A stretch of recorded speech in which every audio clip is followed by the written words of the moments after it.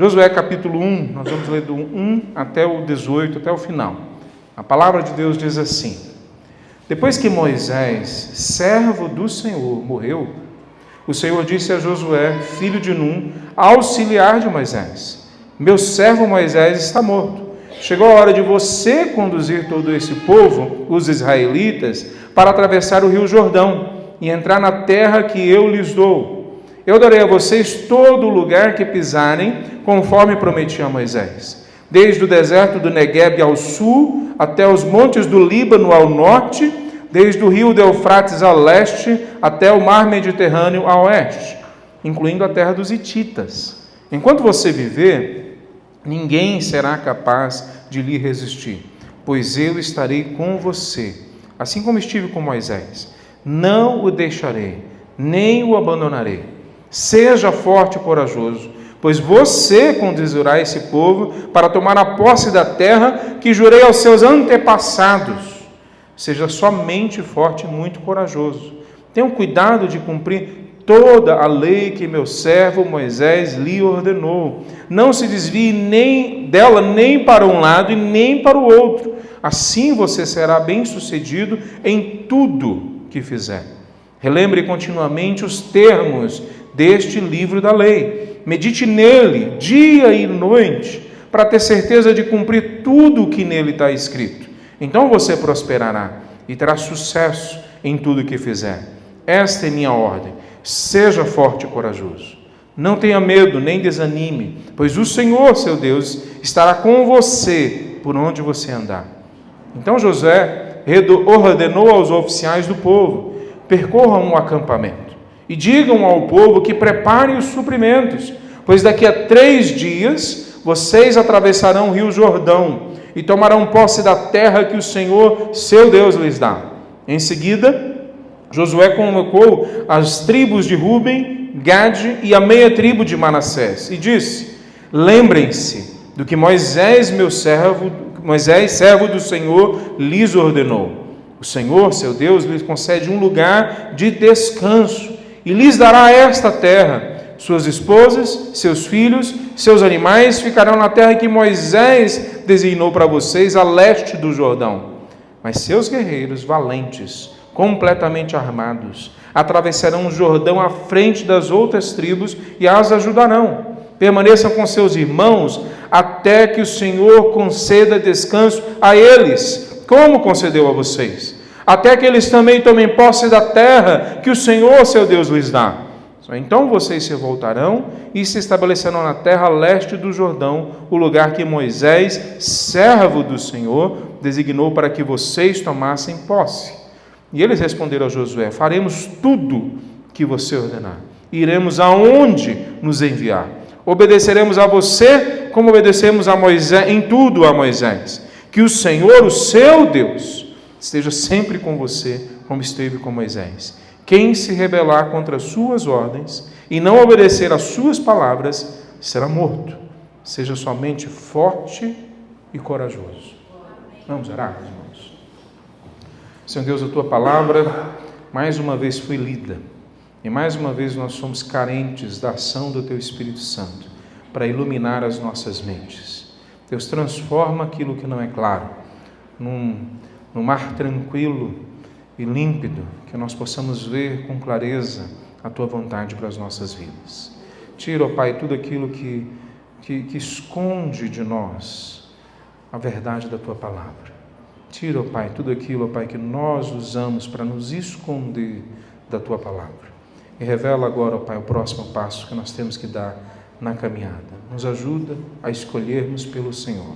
Em nome de Jesus que nós oramos. Amém. Queria sentar, meus irmãos. Eu quero falar hoje para os irmãos sobre esse texto e talvez um título, não só para esse sermão, mas para o livro inteiro de Josué, seja escolhas. As escolhas que nós temos que fazer, as escolhas que nós sofremos quando outros fazem, as escolhas que Deus faz. A gente faz escolhas o tempo todo, todos os dias, todas as semanas. Algumas dessas escolhas têm a ver só com a nossa vida, mas a maior parte delas impacta muito mais do que só as nossas vidas. Algumas dessas escolhas nós tomamos como família, como cidade, como país, nós tomamos como um grupo de pessoas que caminham juntas, como uma igreja. E essas decisões, essas escolhas que nós fazemos impactam a nossa vida de maneiras, às vezes, que nós nem entendemos claramente no momento que decidimos. Todos aqueles povos de Canaã, que quando Israel chega para conquistar estão ali, especialmente 7 deles, eles são citados como os cananeus, heteus, heveus, fariseus, gigazeus, amorreus e jebuseus. Um monte de nome esquisito para nós. Alguns desses povos depois recebem, ou tem também um outro nome que também é usado constantemente, como os filisteus, que ao que tudo indica até hoje, a terra da Palestina, aquele ambiente da Palestina, recebe deles, dos filisteus, o nome que hoje eles têm. Palestinos, parece ter vindo dos filisteus. E a decisão, ou as escolhas que aqueles povos fizeram, não no momento que Israel chega, mas por décadas, por séculos, alguns deles talvez por mais de 1000 anos, por vez após vez, não seguir a Deus. As escolhas que eles fizeram foram se afastar completamente do Criador que eles sabiam que existia. Eles tinham um testemunho sobre isso. Mas mesmo assim, eles se afastam do Criador. Mas não só se afastam do Criador. Como Jeremias fala, que o povo de Israel, em algum momento, ou em vários momentos, se afastava da fonte das águas da vida. Mas não é só isso que eles faziam. Eles também furavam poços rotos que não tinham água. É isso que o povo, ou os povos de Canaã fizeram. Eles não só se afastaram do Criador, eles buscaram outros deuses. Alguns desses deuses que eles buscaram, talvez falavam só de fertilidade, eram deuses que tinham a ver com plantação, mas boa parte desses deuses estimulava um culto, uma religiosidade que tinha a ver com imoralidade. A gente tem que entender o seguinte: todas as vezes que existe idolatria, existe também imoralidade. Aliás, a palavra de Deus diz que a idolatria é um tipo de imoralidade, ou é como se a gente estivesse praticando imoralidade sexual. Nós estamos nos afastando de Deus nesse nível. Alguns dos templos que nós conhecemos, talvez alguns um pouco mais recentes, a prática deles, como nós pregamos no livro de Coríntios, eram ter prostitutas cultuais, que era institucionalizado a depravação, a imoralidade, a destruição das famílias, através de culto a deuses que esses povos escolheram seguir ao invés de seguir o Criador. Eles não só fizeram isso. Alguns desses deuses, como o deus Moloque, é um deus que exigia o sacrifício de crianças, dos filhos, que eles livremente, de espontânea vontade, famílias pegavam seus filhos e matavam os seus filhos no altar para esse deus Moloque e para outros deuses. Então, quando a palavra de Deus diz que Deus perde a paciência com esses povos, não é como resultado de um processo que demorou alguns dias, semanas, meses, talvez agora, porque Israel vai entrar na terra de Canaã, não. É um processo de séculos, talvez mais de 1000 anos, que esse povo sacrifica a vida deles e dos filhos deles a deuses. Então, a ira de Deus vem sobre eles. E o povo de Israel é chamado nesse momento como um instrumento, não único, mas o principal instrumento naquele momento de aplicar a ira de Deus naqueles povos. E veja, é duro a gente falar da ira de Deus, mas aonde que entrou a ira de Deus?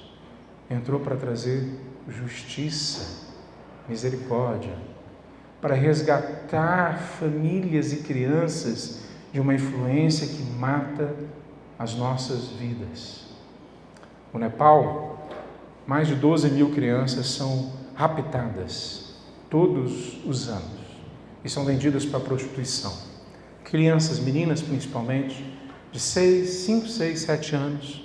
Se elas são muito novinhas, nasce a elas hormônios para que elas possam amadurecer o corpo mais rápido, para que ainda com 8, 9 anos de idade elas já comecem a trabalhar como prostitutas. 20, 30, 40 homens por dia se servem delas, machucam elas, estrangulam elas de todas as formas. Algumas não sobrevivem meses, algumas morrem bem rápido, algumas sofrem aquilo por anos, mas poucas delas passam de 13 e 14 anos de idade.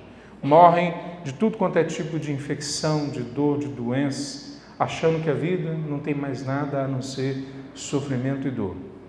Só algumas poucas delas, uma porcentagem muito pequena, consegue ser resgatada.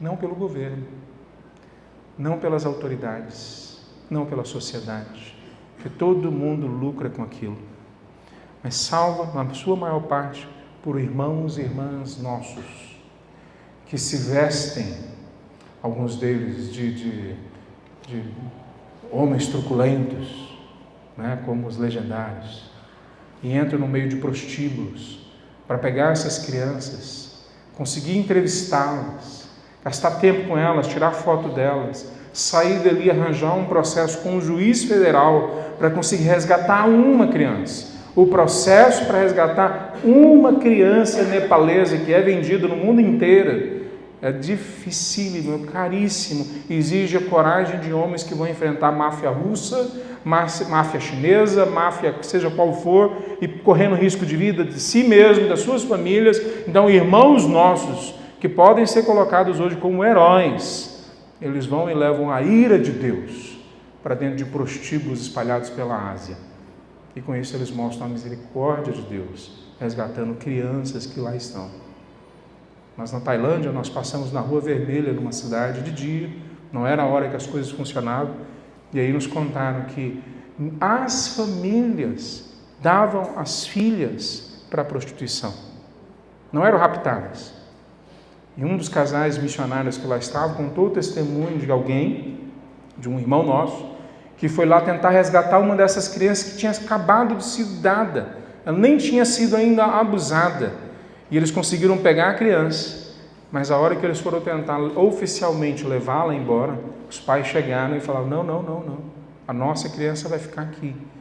E o missionário falou, nós pagamos tudo que ela fosse dar para você de lucro.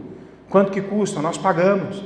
Ele falou, não, eu prefiro o dinheiro que vai vir de lá, porque é certo e vai continuar vindo pelos anos. E eles deixam as filhas deles, criancinhas, como as que nós oramos por elas aqui agora, na prostituição por anos, para que eles tenham uma vida um pouco melhor. Então, meus irmãos, quando Israel chegou na terra de Canaã, levando nas suas mãos a espada da ira de Deus, não se enganem, é a misericórdia de Deus que finalmente estava sendo mostrada. O fim de um processo destrutivo. Mas não se enganem também, foram escolhas que foram feitas. Escolhas que eu e você também podemos fazer. E nós fazemos. Nós também entregamos os nossos filhos para outros deuses. Nós entregamos os nossos filhos para o Deus do sucesso, do dinheiro. Nós entregamos os nossos filhos para o Deus do entretenimento. Nós entregamos os nossos filhos para a conveniência de não ter barulho nos ambientes onde nós estamos. Então, entregamos eles para a conveniência, para eles estarem longe de nós e deixarem a gente funcionar bem, sem nenhuma interrupção. Nós entregamos os nossos filhos para que outros cuidem deles, criem eles, eduquem eles, ensinem a eles outros valores e a seguirem outros deuses. Nós sacrificamos também a nossa família aqui no Brasil de várias formas que nós vamos sofrer muito quando Deus esclarecer para cada um de nós aonde nós erramos. E que isso aconteça logo. Que a gente volte rápido atrás e que a gente pare de fazer escolhas permissivas, tolas, que destroem as nossas famílias. Um monte de escolhas ruins. O povo de Israel, 40 anos atrás, tinha chegado na beira da terra de Canaã e olha para aquela terra maravilhosa, que é assim que eles descreveram. Eles descreveram desse jeito. Terra que emana leite e mel. É daí que nós tiramos esse tipo de expressão para falar também do Brasil. Uma terra maravilhosa. Mas eles falaram, nós não conseguimos entrar lá. Vai dar muito trabalho. É muito melhor a gente continuar como escravo. Trabalha muito, mas ganha tudo. A gente lá tinha pano e tinha pão.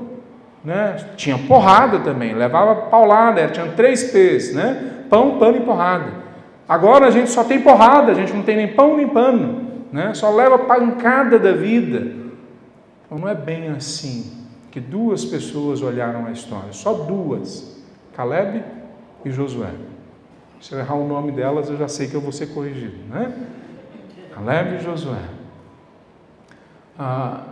Mas todas as outras, milhões de pessoas.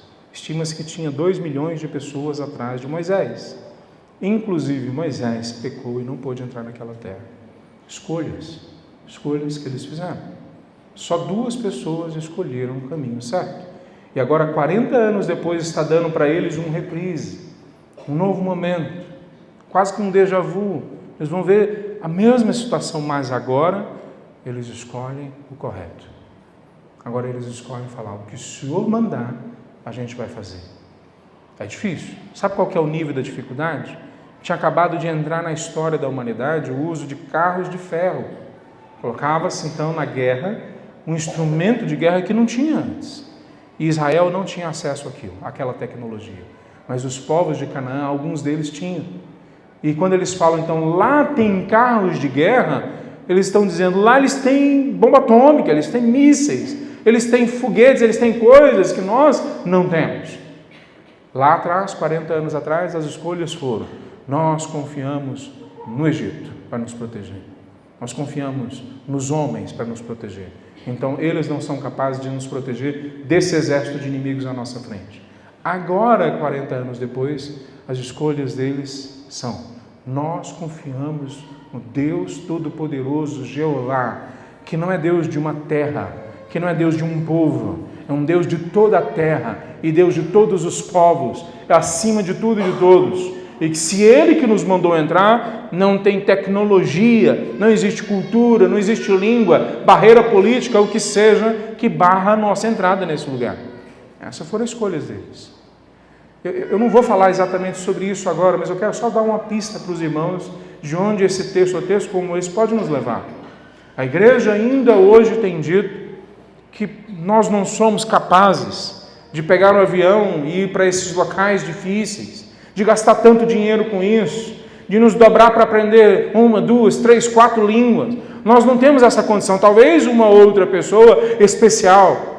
E aí nós também nos colocamos junto com aqueles milhões de pessoas que ao chegar na terra prometida falam: isso é legal, é muito bom, mas nós não conseguimos.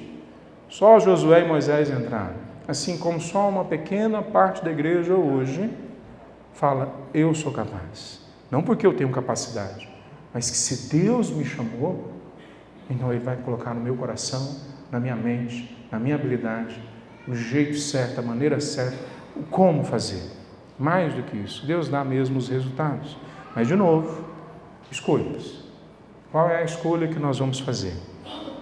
Eu queria falar hoje para nós sobre esse texto da seguinte forma.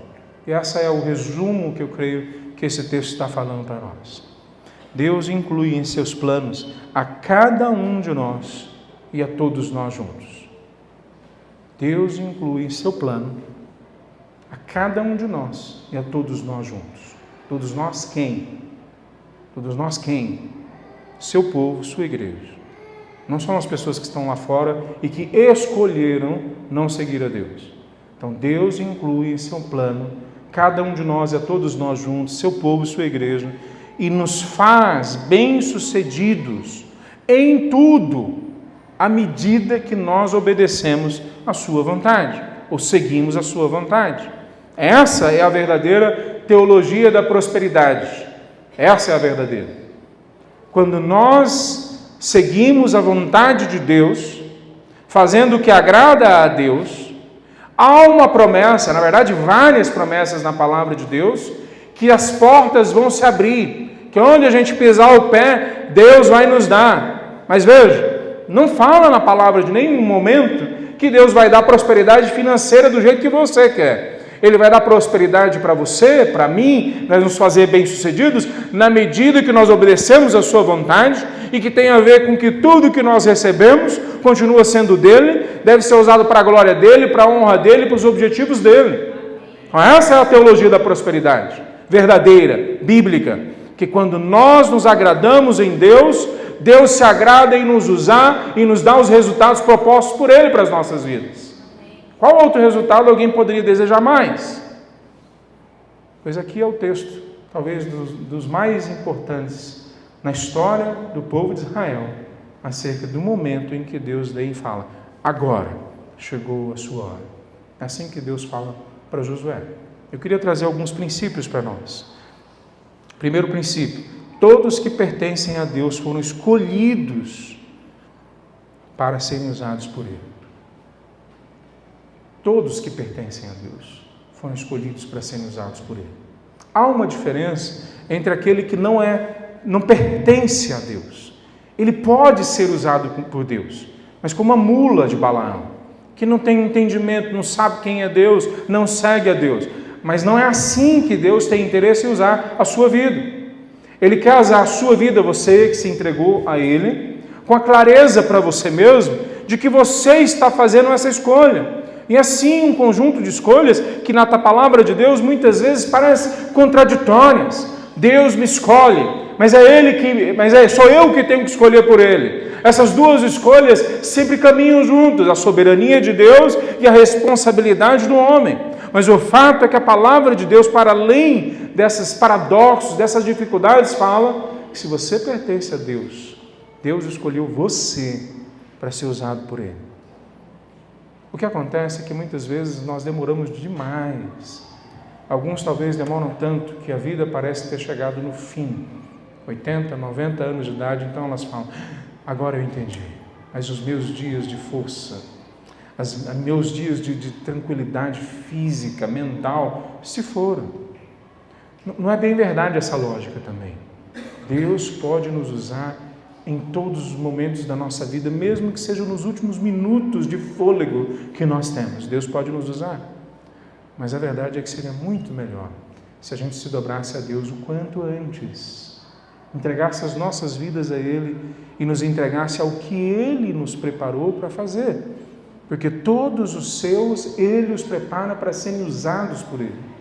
O primeiro versículo diz que, depois que Moisés, servo do Senhor, e a palavra servo aqui é ajudante mesmo, ele está servindo o Senhor em todos os detalhes, que o seu Senhor, e qual a palavra para Senhor? A palavra é Jeová. Embora os judeus, quando leem, eles usam a palavra Adonai para falar a palavra Jeová, porque eles não queriam correr o risco de falar o nome de Deus em vão. Então eles não falavam Jeová ou Yahvé, que é uma outra possível pronúncia, ou Avé, que é outra possível pronúncia do nome de Deus. Eles falavam Adonai, e as duas estão indicando que Ele, o Senhor, não é o Senhor de Israel, é o Senhor de toda a terra, é o Senhor de todos os povos. E aí o texto começa a falar: Moisés, o ajudante do Senhor, morreu. Mas agora o ajudante de Moisés é convidado por esse Deus, talvez, para a primeira conversa que eles iam ter, de forma mais próxima, de forma mais pessoal. Há algumas mudanças ou diferenças entre o Antigo e o Novo Testamento. A relação nossa com Deus é de alguma forma hoje disponibilizada de uma forma que eles não tinham no Antigo Testamento. Josué está vendo Moisés conversar com Deus por 40 anos. Ele era um jovem no começo, que ficava na barraca da tenda da aliança, ouvindo Deus conversar com Moisés, e eu imagino o que deveria estar no coração dele. Quem dera fosse eu, ou quem dera eu possa continuar aqui por muito tempo, e é o que acontece. Ele fica 40 anos ouvindo Deus conversar com Moisés, ouvindo os resultados disso, vendo o que acontece na vida de Moisés e através da vida de Moisés. E agora Moisés morreu, e Deus talvez pela primeira vez conversa com ele, com Josué, de forma mais pessoal. E olha o que Deus diz para ele: meu servo está morto, e chegou a hora de você conduzir o meu povo. Demorou 40 anos para Josué entender de uma forma mais plena que Deus estava preparando ele para conduzir o povo. O coração de Josué, há 40 anos atrás, fez a escolha certa, mas ele continuou fazendo escolhas certas na caminhada. E tudo isso na palavra de Deus mostra para nós a forma como Deus foi preparando ele para agora ser claramente disponibilizada para ele qual que é a vocação, a proposta de Deus para ele, a missão que Deus tinha para ele. A mesma coisa Deus tem para cada um de nós. Naquele dia ou naquele momento, talvez tivessem um monte de Josués no meio do povo de Deus. Um monte de gente que aprendeu a ouvir a Deus ou ficar na expectativa de ouvir a Deus, e talvez muitos deles ainda não tinham entendido que chegou a minha hora de saber claramente o que tenho que fazer e colocar a mão no arado. Mas para ele, Josué, chegou a hora, chegou a sua hora de você conduzir o povo de Deus. Meu irmão, se você ainda não tem clareza do que Deus chamou você para fazer, ore a Deus. Deus prepara cada um de vocês, cada um de nós, para uma tarefa muito específica, todas elas debaixo da missão dele, não tem nada fora do que ele mesmo está fazendo. Deus não criou uma missão para você. Me desculpe se alguém disse isso para você, é mentira, pelo menos biblicamente falando. Deus te chamou para fazer parte da missão que ele está fazendo. O que ele está fazendo no mundo, ele tem um pedacinho para cada um de nós, uma tarefa específica para cada um de nós, que tem a ver, muitas vezes, nem sempre, com as nossas profissões, com os nossos talentos e dons, certamente, sempre tem a ver com as experiências que tivemos antes, com as capacitações que ele nos deu, com tudo que ele nos entregou até agora e mesmo as coisas que nós experimentamos antes de nos convertermos, antes de conhecermos a Deus. É Deus nos preparando para em algum momento, e eu oro para que na sua vida seja hoje, que você entenda que ele tem uma tarefa para você, uma missão para você, ele tem uma vocação, uma capacidade nova que ele tem para a sua vida. Não é só para a vida de Josué. Josué, usa-se a história dele aqui para esclarecer o que Deus está fazendo na vida de cada um de nós. Há sim, sem dúvida, pessoas que, como Josué, se colocam como líderes de todo o povo. Talvez não seja essa a minha ou a sua função, mas todos nós somos chamados, somos alertados nesse texto, que Deus está preparando um momento para chegar diante de você e falar: chegou a sua hora. Sua hora de quê?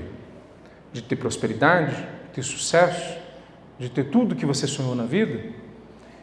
Me desculpe dizer novamente, eu tenho que tirar isso, a limpo com você. Os seus sonhos são os seus problemas. Os seus sonhos são o que diminui você. Os seus sonhos é o que torna você pequeno demais para a vida. Deus tem um sonho para entregar para você muito maior do que o que você pode sonhar. Porque os caminhos de Deus são muito mais altos do que os nossos caminhos. A percepção de Deus da história é muito maior do que a nossa leve e momentânea vida passageira, que a gente mal consegue perceber o dia seguinte. O que Deus sabe de você é muito mais do que você sabe de você. Então, quando Deus fala, chegou a hora, uma das coisas que Ele faz é abrir o entendimento nosso, para perceber que há coisas dentro de nós que sim tem a ver com as nossas escolhas, mas elas vão muito além. Tem a ver com as escolhas de Deus na nossa vida. O como Ele nos preparou até esse momento. O como Ele nos trouxe até aqui. O primeiro princípio, todos que pertencem a Deus foram escolhidos para serem usados por Ele. Não creio que há maior honra que nós possamos ter do que essa. Segundo princípio que nós vemos nesse texto, as promessas de Deus são disponibilizadas e esclarecidas a todos que caminham com Ele. Veja, a partir do versículo 3, fala: eu darei a vocês todo lugar que pisarem, como prometi a Moisés. A gente precisa entender o seguinte: o povo de Israel, que é o povo de Deus no Antigo Testamento, não é o único povo que tem uma relação com Deus, ou não é somente do povo de Israel que há pessoas que conhecem a Deus. Mas é o povo que foi escolhido de uma forma bastante especial, para ser um povo sacerdotal, para chamar todos os povos a prestarem atenção em Deus. Esse povo recebeu certas promessas que eram só para eles, como a terra de Canaã. Ela não venceu, não tem prazo de validade. É por isso que depois de milênios, Deus cumpriu a promessa do Antigo Testamento, que levaria o povo de Israel de novo para a terra de Canaã, onde eles estão desde 1948. Como que um povinho pequeno, espalhado pelo mundo, conseguiu convencer todas as nações da terra, ou boa parte delas, na ONU, ou onde quer que seja, a darem um pedaço de terra para eles de novo, que tinha sido deles na antiguidade? Como que eles conseguiram fazer isso? Ninguém consegue explicar essa parte da história, a não ser por uma intervenção clara de Deus, porque não existe promessa de Deus que não se cumpra, não existe a palavra de Deus que não tome efeito dentro da história. Mas há promessas que são só para o povo étnico de Israel. Há uma aliança que foi feita com aquela etnia, a etnia judaica, só com eles, não foi feita com o resto dos povos. Essa aliança, no entanto, ela aponta para uma aliança muito maior. A história deles aponta para algo muito maior, a aliança, a nova aliança de Cristo na cruz. Então, se é verdade acerca de Josué, que todo lugar que ele pisaria na terra de Canaã seria deles, e se cumpriu nos próximos capítulos, é muito mais verdade ainda que é o que é falado sobre nós. Jesus disse que se seguiram a mim, vão seguir vocês. Jesus disse, vocês farão obras ainda maiores do que eu farei. Jesus falou que todos os povos da terra, todos, sem exceção, vão louvar o nome dele. O coral que vai haver no fim dos tempos, vão ver todas as línguas sobre a face da terra, algumas bastante esquisitas para a gente. Eu e Mateus passamos por algumas que pareciam um grunhido, pareciam um trem esquisito, mas para Deus são lindas, porque vão estar no coro celeste.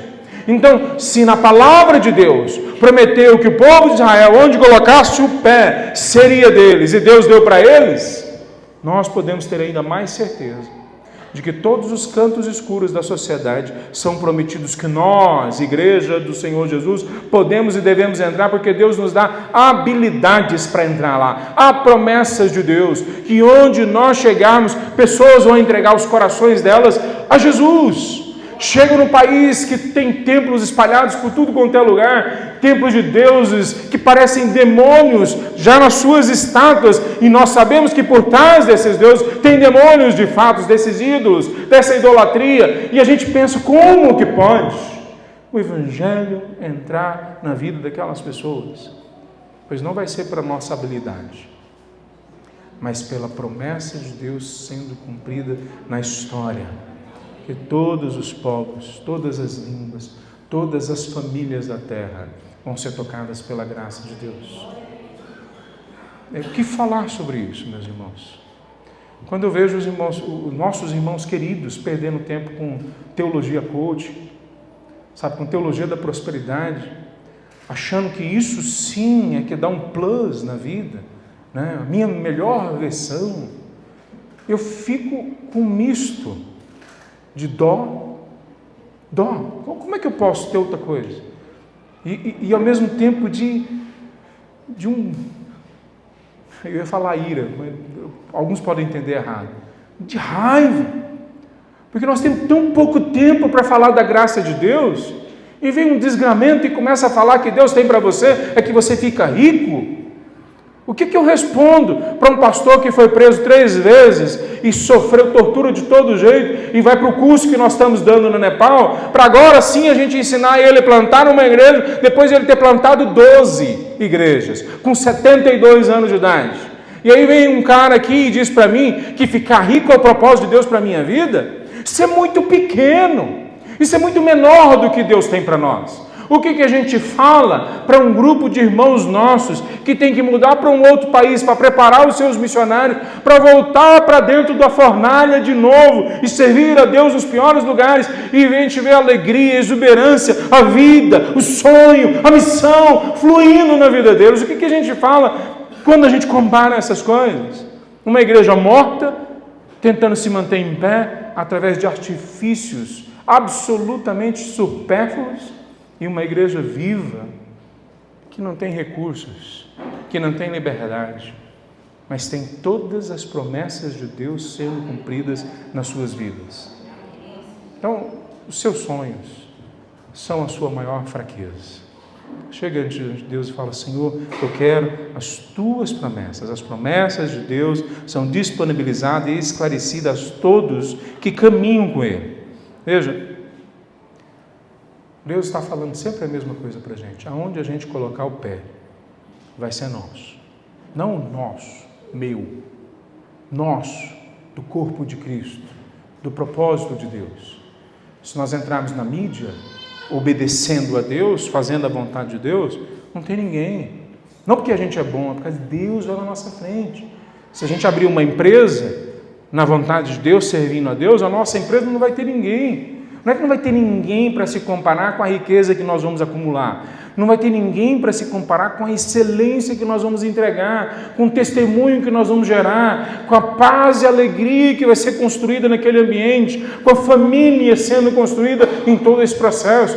Não há nada que se compare em nenhum ambiente da vida, em nenhuma profissão que a gente possa assumir, em nenhuma tarefa que nós podemos nos envolver, com estarmos no centro da vontade de Deus e verificarmos uma vez após outra as promessas de Deus sendo cumpridas. Em tudo que vocês se envolverem, se vocês me obedecerem, vocês terão sucesso. Qual que é o sucesso de uma pessoa agora que está no Rio Grande do Sul e viu toda a sua casa ser levada pelas águas? Essa pergunta é muito interessante. Mas veja só, é um fracasso completo do ponto de vista financeiro, talvez do ponto de vista da saúde, perdeu talvez familiares. Mas se essa pessoa tem as vidas colocadas nas mãos de Deus, ela tem agora uma paz e uma alegria que talvez alguns de nós aqui não tenhamos hoje nesse culto, sem a menor dificuldade, com ar-condicionado ligado, com todo mundo aqui. Ela pode ter uma certeza, uma clareza da presença de Deus, uma convicção que mesmo homens que se dizem santos não têm. Já vi muitos pastores que saem do púlpito e não acreditam no que pregaram. Essa é uma oração que a gente ora o tempo todo como presbitério da igreja, para que Deus não deixe a gente não acreditar na palavra dele que é pregada. Mas eu já vi muitos que não acreditam mais no que pregam. Mas pessoas, irmãos nossos, que estão experimentando sofrimento lá no Rio Grande do Sul, eu creio, porque eu já vi isso acontecendo. Muitos deles estão agora experimentando uma paz e uma convicção que nós sonhamos em ter nos nossos momentos de devocional. Um amigo meu estava no terremoto em 2008, em Chandu, que morreram 300 mil pessoas. E ele morava no último andar do prédio, um prédio baixinho de 7 andares. Ele disse que quando começou a tremer, todo o prédio balançava de um lado para o outro. E ele olhava para a cidade agora sem luz, que foi à noite, uma cidade de milhões de habitantes, 8 milhões de habitantes na época, toda a cidade sem luz, e quando tinham as réplicas, a cidade inteira gritava junto, desesperada, a cidade inteira desesperada. Ele disse que ele mesmo ficou desesperado por quase 24 horas, toda vez que todo mundo gritava, ele gritava junto, ele disse que se preparou para morrer. 24 horas depois, ele falou: alguma coisa tocou meu coração. Eu parei e eu pensei, o que eu estou fazendo aqui? E eu tenho certeza que Deus está aqui. Eu tenho certeza que Ele me colocou aqui. Eu tenho certeza de que Ele quer me usar. Ele tinha um dinheiro na conta dele que ele tinha acabado de receber para um outro projeto, semelhante ao que nós fazemos de treinamento. Era uma boa quantidade de dinheiro. Ele desceu na hora daquele prédio, pegou aquele dinheiro, entrou em contato, não tinha telefone naquele momento, entrou em contato com alguns irmãos, se juntaram. Foi o primeiro grupo de pessoas que chegou 24 horas depois, nos locais mais difíceis do terremoto, onde 300 mil pessoas morreram. Foram plantadas várias igrejas, orfanatos, casas, asilos, porque um homem, ou vários homens como ele, entendeu naquele momento que chegou a sua hora. Coloca o pé em cima dessa situação, que aonde você entrar, eu vou dar sucesso para você. E ele viu isso acontecer na vida dele. Aonde ele entrou no meio de destruição naqueles dias, Deus abriu as portas, corações foram tocados, transformados, vidas foram curadas, famílias renovadas, órfãos foram cuidados a partir daquele momento. Porque um homem acreditou quando ele ouviu, chegou a sua hora. As promessas de Deus se cumpriram na vida dele. Um homem, o nome dele é David. Ele não está mais lá. Ele já voltou, já era muito idoso já. Mas eu o conheci, tive o prazer de ver o resultado das promessas de Deus na vida dele. Terceiro princípio que segue juntinho desse segundo, que Deus abre as promessas, esclarece as promessas que Ele tem para nós. O terceiro princípio diz que a ordem nos dada de sermos fortes e corajosos significa nos mantermos firmes em obedecer a palavra de Deus. Veja aqui, no versículo 7 é dito para ele, na verdade no 6, seja forte e corajoso, pois você conduzirá esse povo para tomar posse da terra. Então a impressão que nós temos quando nós lemos rápido esse texto é que talvez Josué estivesse balançado, talvez não estivesse com tanta certeza assim. Moisés não está mais ali, agora ele tem que assumir um jovenzinho sem experiência. Não é jovenzinho, ele tinha talvez uns 60, 70 anos de idade. Mas não é sobre a coragem de enfrentar um exército a questão principal. Olha que fala na sequência do versículo 7. Seja somente forte e corajoso. Tenha o cuidado de cumprir toda a lei que Moisés, meu servo, lhe ordenou. Qual que é a coragem que está sendo falada para ele? Não fique com medo. Nas horas mais difíceis, quando os seus próprios irmãos, a sua própria família, o seu próprio povo desconfiar, tenha coragem de dizer a palavra de Deus. Tenha coragem de viver a partir da palavra de Deus. Tenha coragem de acreditar em coisas absurdas, como pisa no rio e o rio vai abrir. Que negócio é esse? Mas abriu. Dá a volta 7 vezes numa cidade, uma cidade que nem o maior império da época, que era o Império Egípcio, conseguia entrar. Dá 7 voltinhas na cidade e depois dá uns gritos, né? Eu acho que o pessoal que não era muito, pentecostal, deve ter falado, esse negócio não vai dar ruim, né? Não vai dar certo, né? Mas 7 voltas depois, a maior muralha da região, que ninguém conseguiu ultrapassar por anos, nenhum exército conseguia entrar em Jericó, com um grito do povo de Deus, de louvor a Deus, foi ao chão. Pois esse homem obedeceu a Deus, mesmo nos momentos mais improváveis. É a mesma coisa que é falado para a gente. Alguns viram para nós, e isso eu acho absolutamente curioso, e acham que nós, missionários, somos corajosos. Acho bastante curioso, porque quando um oficial da imigração de qualquer país bate o pé no chão, a gente já começa a tremer. Se isso é coragem, então eu não tenho, né? Eu me tremo todo quando um oficial de um outro país faz cara feia para mim, né? Eu dou um sorriso, eu tento, fazer alguma coisa para fazer de conta que eu não estou, né? A minha esposa apertava a minha mão e falava, calma, Léo, calma, vai dar tudo certo. Então, não é essa a coragem que a gente tem. Mas os nossos irmãos lá nesses países que estão perseguidos são bastante corajosos. Tem um agora super corajoso, já passou por cadeia e tudo, ligou para mim, pelo amor de Deus, me ajuda a sair desse lugar que eu vou ser preso.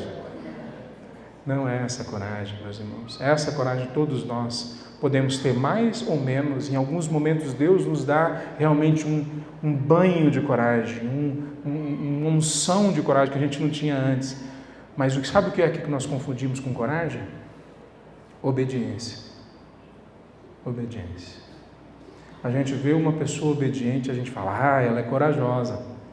Não, ela é só obediente. Não, mas tem que ter muita coragem para fazer isso aí. Não tem não. Eu não sou corajoso. Eu vou andar de cavalo, eu seguro para o cavalo não correr muito. Eu vou andar de bugzinho com as minhas filhas, igual a gente fez nas férias. O meu cunhado ia na frente acelerando, eu ia pisando no freio. Não, aqui é melhor assim. As minhas filhas queriam ir com o meu cunhado, não comigo. Que era mais aventura, né? Então, não é coragem. É obediência. Obediência. Quando nós obedecemos a palavra de Deus, nós somos fortes e corajosos para todos os efeitos que possam colocar sobre as nossas vidas. Nós somos fortes e corajosos. Nós vamos precisar ser fortes e corajosos nos próximos anos, porque vai ser cobrado de nós que a gente mude o jeito de criar os nossos filhos. Vai ser cobrado de nós que a gente mude os nossos princípios e valores acerca da ciência, acerca de política, acerca de como nós lidamos com a inclusão de pessoas. Pastores já começaram a ser colocados na cadeia porque defendem que homem é homem e mulher é mulher. Nós vamos ter que ter coragem diante do novo mundo que está surgindo na nossa frente. Nós vamos ter que ter coragem para mandar os nossos jovens, como casal que nós estamos mandando, para um local que eles podem ser presos, que os filhos deles podem sofrer. Nós vamos ter coragem, mas qual é a coragem que nós temos que ter? Obediência. É só essa. Se nós formos obedientes, as promessas de Deus são todas válidas para a nossa vida. Todas acontecem na nossa vida. Alguns podem falar assim, as promessas de Deus só acontecem quando nós somos obedientes. Se você não percebeu, as promessas de Deus normalmente vêm com um grande "se" na frente delas. Se você me obedecer, se você seguir a minha palavra, se você andar segundo a minha vontade, nenhuma porta vai ficar fechada que deveria estar aberta. Nenhum local vai ficar inalcançado que deveria ser alcançado. Ninguém vai conseguir se impor a você. Eu fico impressionado quando eu sento com alguns missionários no campo e eles falam assim: todo mundo disse para mim que não podia pregar o Evangelho. Eu já plantei 3 igrejas aqui. Todo mundo disse para mim que estrangeiro nenhum ia poder morar nessa cidade. Eu já estou aqui há 6 anos. Todo mundo disse para mim que naquela região, lá em cima, 4.000 metros de altura, a gente não pode entrar. Acabei de receber o convite para entrar.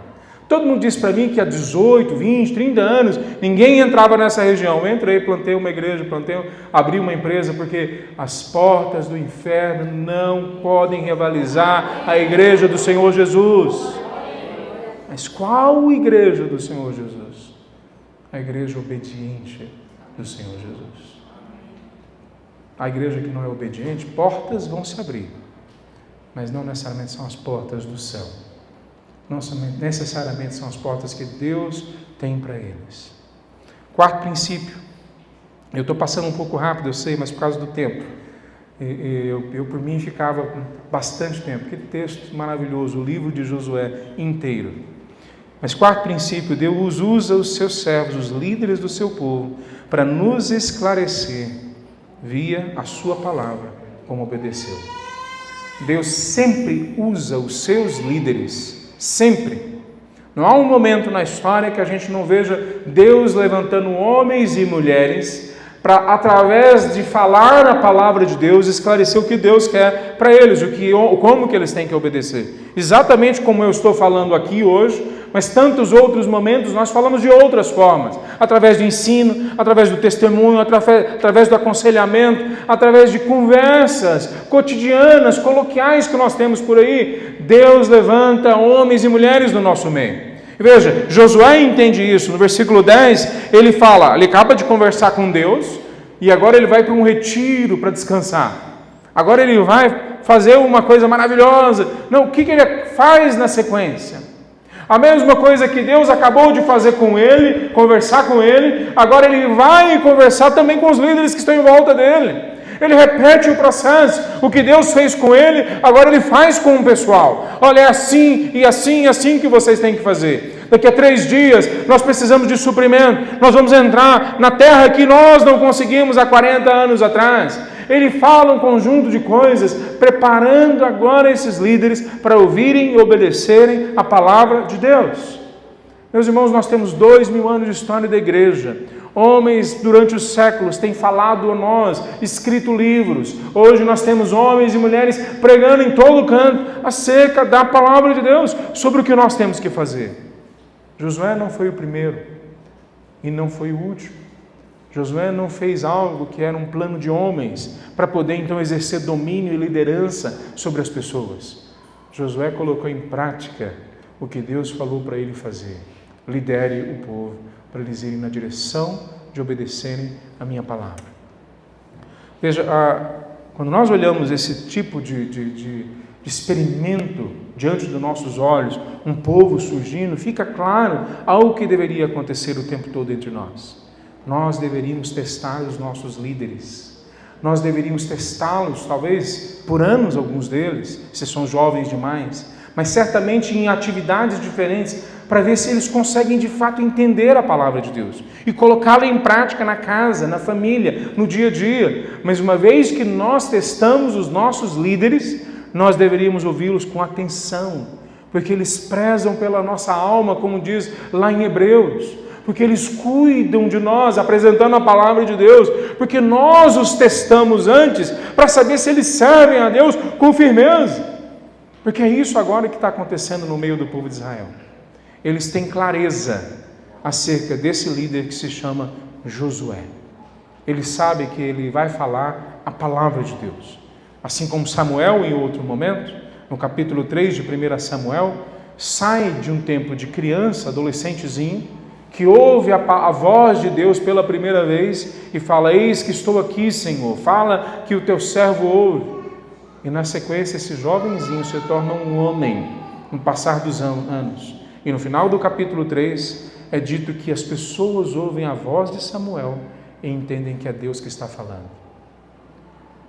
Se vocês não seguem um líder, estou falando especialmente para os nossos visitantes, se vocês não seguem líderes que vocês têm certeza que eles apresentam a palavra de Deus, você está no lugar errado. Teste os seus líderes. Se eles não apresentam, se eles não vivem a palavra de Deus, não siga. Teste os seus líderes. Agora a gente aqui na Calvário, se os seus líderes não estão seguindo a palavra de Deus, vai lá e confronte eles. Mas se você testou e chegou à conclusão que os seus líderes seguem a palavra de Deus, faça igual esse povo. No final eles falam: ser forte e corajoso, nós vamos ouvir as suas palavras, Josué, porque nós já sabemos quem você é. Uma palavra que eu tenho para os irmãos não é nada diferente do que Josué está falando para o povo. Preparem, porque amanhã Deus vai fazer maravilhas no meio de vós. Quinto princípio: Deus nos comanda a nos tornarmos úteis ao seu povo, até chegarmos a um momento de maior maturidade e paz. Há 3 tribos, na verdade 2 tribos e meia, que são citadas aqui a partir do versículo 12. Ele chama Rubens e Gade e a meia tribo de Manassés. E ele fala: lembra que Moisés já deu para vocês o descanso, porque eles não cruzaram o rio, as famílias deles ficaram atrás em outra terra que também foi dada por Deus para eles. Então Deus concorda com eles, mas fala: todo o povo de Israel vai entrar para lutar dentro de Canaã, e vocês têm que se comprometer a entrar lá dentro agora e lutar até que eles também recebam o descanso.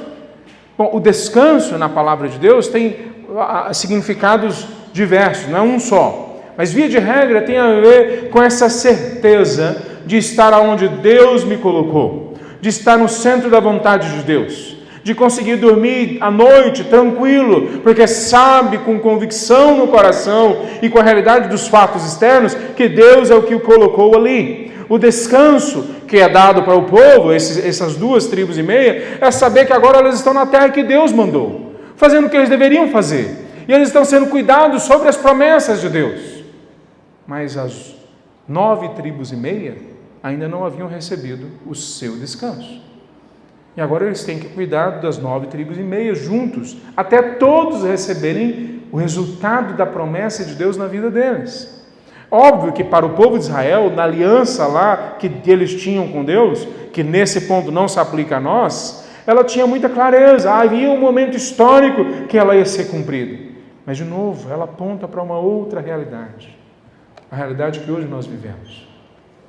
Nós temos uma igreja que ainda está sendo construída em muitos sentidos, mas nós temos paz aqui, nós temos tranquilidade, nós temos líderes formados aqui, líderes que nós podemos seguir, nós temos tranquilidade com o governo, com a cidade. Quantos dos nossos irmãos ao redor do mundo não têm isso? Até que todos cheguem nesse momento de descanso, não acabou a nossa tarefa. E se a gente olha mais para frente, até que todos cheguemos àquele descanso prometido a todo o povo de Deus, que agora é o novo céu e a nova terra, não terminou nosso trabalho. Há famílias aqui na Calvário que ainda precisam aprender a cuidar dos seus. Há famílias que foram destruídas e precisam ser restauradas. Há famílias que estão nesse processo. Nós falamos de mulheres que foram abusadas longe, mas tem mulheres entre nós que foram abusadas, meninos, homens que foram abusados, que estão entre nós, ou aqui, ou em nossas famílias. Há coisas ainda que o nosso coração não descansa, mas há uma promessa que um dia nós vamos descansar de todo choro, de toda dor, de toda adversidade, de todo sofrimento. E até que esse dia chegue, a nossa luta não encerrou. Não tem batalha ganha até que a gente chegue lá na frente. Deixa eu melhorar. Há um monte de batalhas que nós ganhamos no caminho, mas não, afinal, até que a gente chegue lá. Jesus lutou e venceu a morte, venceu o pecado.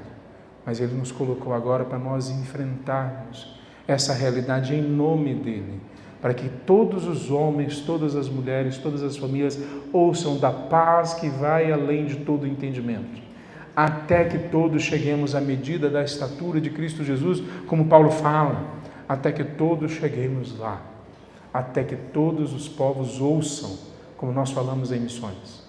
Então, a nossa tarefa nunca está terminada. Esse negócio de crente que só vai domingo na igreja já está ficando antigo, né? Porque agora crente não precisa nem mais na igreja no domingo, né? Ele só precisa ter um coach, ter um pastor supersônico, né? Na internet, né? Agora ele só precisa ter um sentimentozinho lá no coração de que ele é bom, né? De que ele é evangélico e não outra coisa, ou talvez menos do que isso ainda. A única coisa que ele precisa é saber que existe uma força de bondade no mundo que leva ele para um caminho melhor.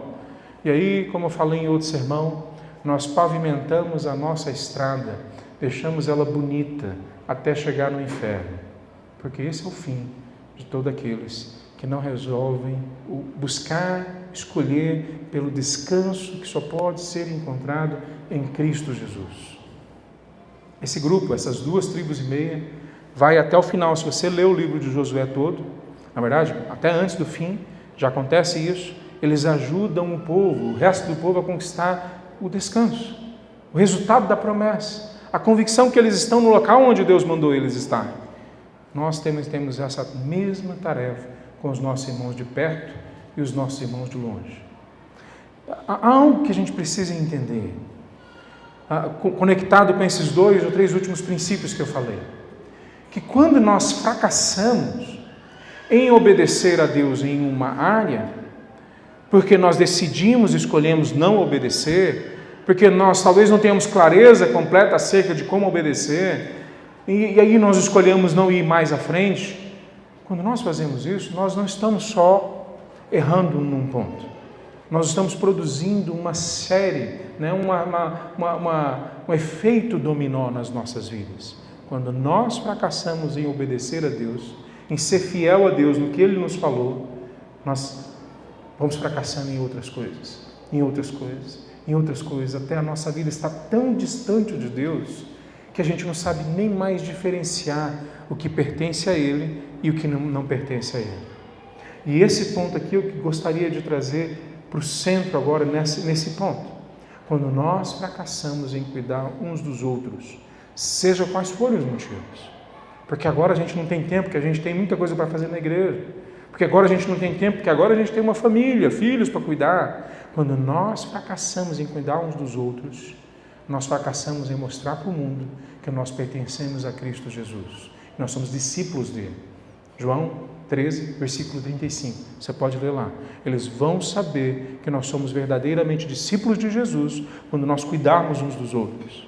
A igreja tem fracassado como um efeito dominó, né? Como eu disse, em várias coisas, e muitas delas porque ela fracassou em cuidar do restante dos irmãos que estão longe ou que estão perto mesmo da gente.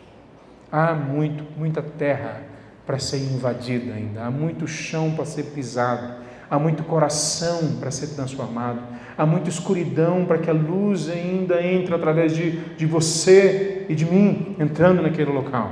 Há muita coisa ainda que precisa ser feita. E quando decidimos não fazer, não é só uma coisa na nossa vida que nós perdemos, mas um processo inteiro de destruição que vai sendo feito na nossa fé. Sexto princípio, eu gostaria de terminar com isso. Quando escolhemos servir a Deus, recebemos como presente fazer parte da mudança que Ele está fazendo no mundo. Veja, o final do texto, o versículo 16, mostra a resposta das 2,5 tribos, que bem parece ser a resposta de todo o povo de Israel. Que a resposta deles é: faremos tudo o que você ordenar e iremos aonde nos enviar. E eles terminam o texto dizendo: seja tão somente forte e corajoso. O que eles estão dizendo com isso? O que eles estão dizendo é que nós escolhemos servir a Deus de um jeito diferente do que foi com os nossos pais.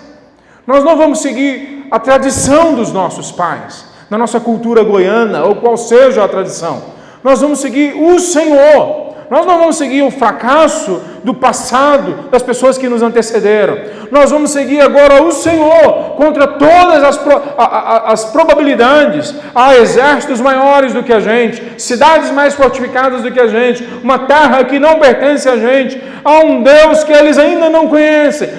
Contra todas as probabilidades, nós vamos escolher seguir o Senhor. E sabe o que acontece na vida deles na sequência? Nós, hoje de manhã, 3.000, 4.000 anos depois quase, estamos falando deles. O nome deles foi para a história. Nós podemos até não saber o nome de todos eles, mas no livro da vida todos eles estão lá. O feito deles está escrito na história. Deus nos torna parte daquilo que Ele está fazendo no mundo, quando nós escolhemos obedecer a Ele. Deus nos torna parte da ação dele no mundo.